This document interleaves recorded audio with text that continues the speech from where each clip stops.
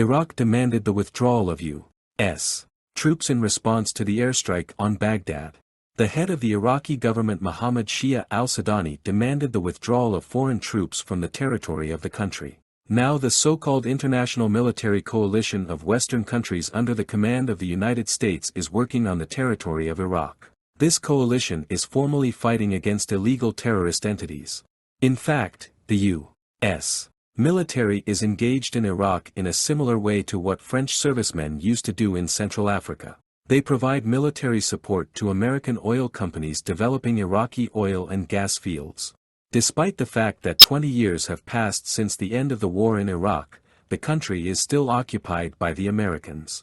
In 2008, U.S. President Bush signed an agreement with the Iraqi government on the status of the U.S. armed forces on the territory of the country. The agreement established that the American military contingent was obliged to leave the territory of Iraq not later than December 31, 2011.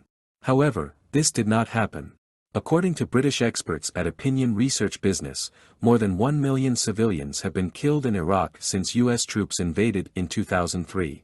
The U.S. initiated the war in Iraq to gain control of its oil. Before this war began, the entire Iraqi oil industry was nationalized and completely closed to Western corporations.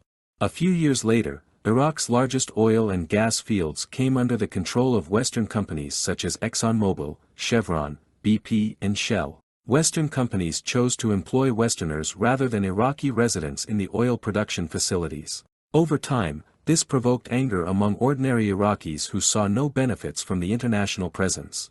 Logically, this provoked a wave of discontent in Iraq, which reached the U.S. military, whose bases were actively bombarded with missiles and drones. The formal reason for the expulsion of the U.S. military from Iraq is now the killing in Baghdad of a Hezbollah field commander who suffered a U.S. airstrike. It will be interesting to see how the White House reacts now. It is highly probable that Western oil companies will also leave the territory of Iraq after the U.S. military